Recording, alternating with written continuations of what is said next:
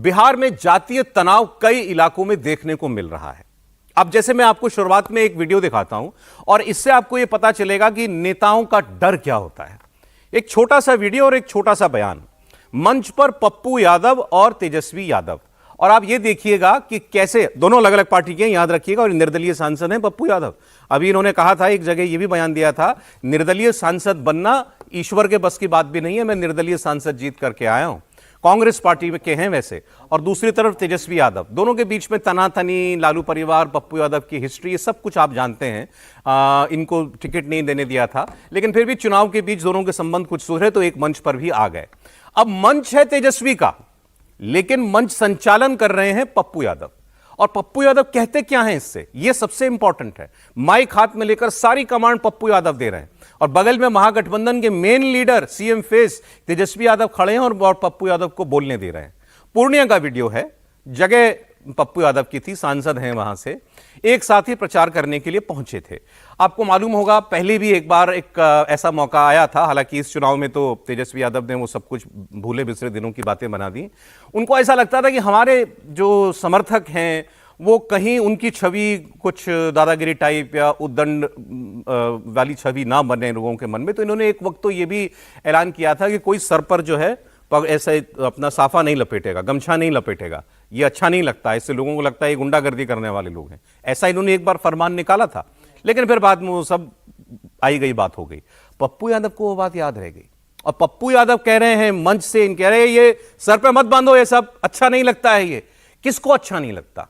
ये जो बात वो कह रहे हैं, बड़ी बारीक बात पकड़ी है पप्पू यादव ने, और वो ये कह रहे हैं कि इन्हीं सब चीजों की वजह से तुम्हारा नाम खराब होता है, पार्टी का नाम खराब होता है, यादवों का नाम खराब होता है। और वो तो यहां तक बोल गए कि नहीं आना सभा में और यही सब करना है तो घर बैठ जाओ, हमें जरूरत नहीं, हम वोट ले आएंगे, तुम्हारा वोट हम निकाल लेंगे, लेकिन ये सब सड़क पे करते मत घूमो। सुनिए।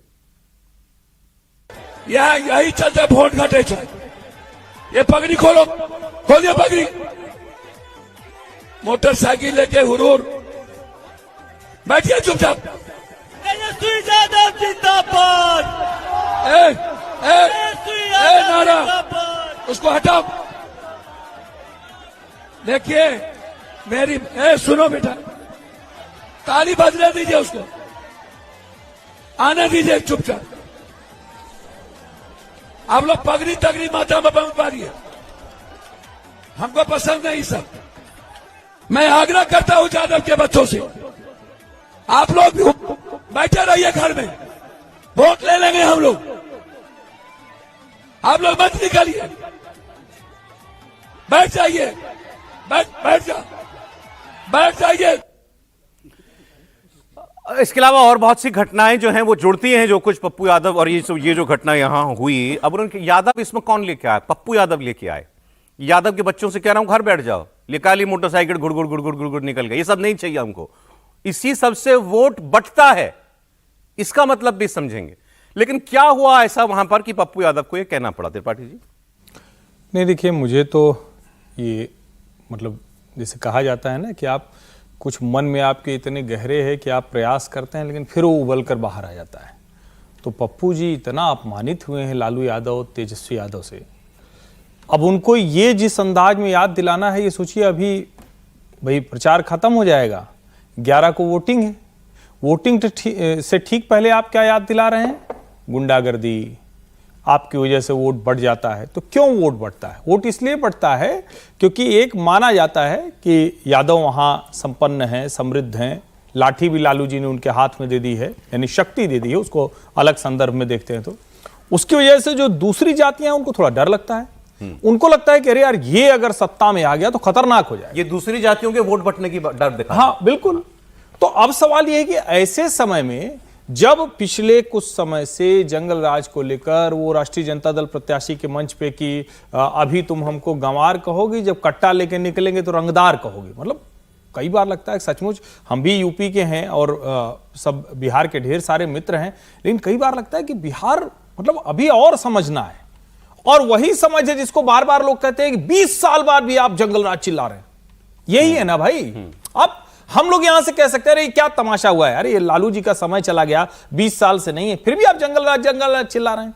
लेकिन जो बिहार में होगा, जो इससे कनेक्ट कर रहा होगा। और पप्पू जी ने क्या किया, अच्छा ठीक है तुम्हारा घाव भर गया था या दब गया था तो चलो ठीक है थोड़ा सा कुरेद के देखते हैं, थोड़ा दर्द हो रहा है कि नहीं हो रहा है। ये तेजस्वी यादव के उस दर्द को कुरेदने की कोशिश है। लोगों के मन में वो जंगल राज, वो गुंडा राज, वो अपराध का दौर, वो सब याद दिलाने की कोशिश है। अब पप्पू जी ये क्यों कर रहे हैं ये वही बता सकते हैं। आप साबोटाज कह रहे हैं इसको? अब मतलब इससे सुंदर तरीके से क्या हो सकता है भाई, इससे बढ़िया क्या हो सकता है? जैसे पता नहीं उस बयान पर आगे आप चर्चा करने वाले कि नहीं, लेकिन जो आपने कहा ना कि वो उन्होंने शब्द बोला था, भगवान का बाप भी निर्दलीय नहीं जीत सकता। भगवान का बाप भी निर्दलीय नहीं जीत सकता। अब आप ये सब सबोटाज के अलावा और क्या है? क्या हिंदू नहीं है क्या वहां? उनको मतलब कौन से समीकरण पर वो चल रहे हैं, कैसे काम कर रहे हैं? भगवान का बाप निर्दलीय सांसद बनने के लिए आएंगे क्या?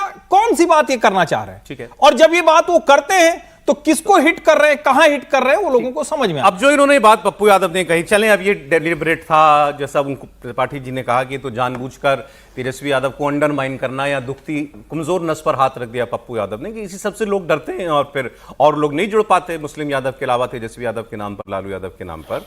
लेकिन क्या आज भी इस चुनाव का फैक्ट यही है जो पप्पू यादव बोल गए या जानबूझ के बोला, कि इसी सब व्यवहार की वजह से या इसी सब डर की वजह से कि गुंडा राज फिर लौट आएगा, दूसरी जातियां भागती हैं, वोट बढ़ता है?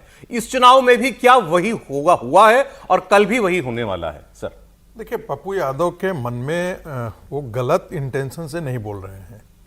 सच्चाई यही है कि पिछले विगत 10 दिनों के अंदर बिहार के कई क्षेत्रों में कोई बहुत बड़े पैमाने पर तो नहीं हुआ है, लेकिन एक प्रकार की इस प्रकार की धमक देखने को मिली है जो उत्तर प्रदेश में आपको असेंबली चुनाव के वक्त मिला था कि भैया को आ जाने दो फिर हम तुमको बताते हैं, जो मोदी जी गाने बताते हैं रेडियो में। हाँ, तो ये बात बिहार के, और ऐसा नहीं जमीन पर भी ये उतरा है। कई ऐसी जगह हैं जो झड़पें सामने देखने को आई हैं, जातीय विद्वेष के आधार पर जो झड़पें होती हैं उस प्रकार की चीजें देखने को आई है।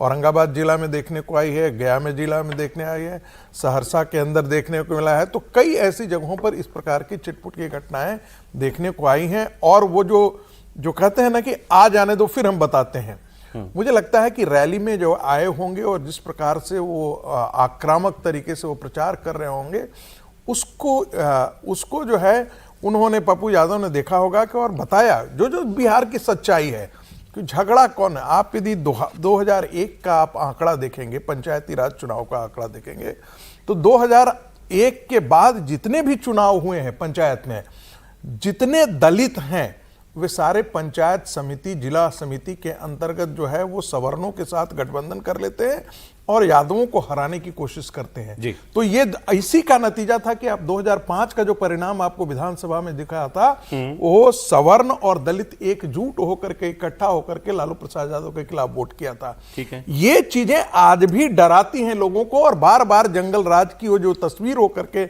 निकल करके आती है वो सामने आज के दिन में बिहार के अंदर बहुत जोर से इसकी चर्चा चल रही है।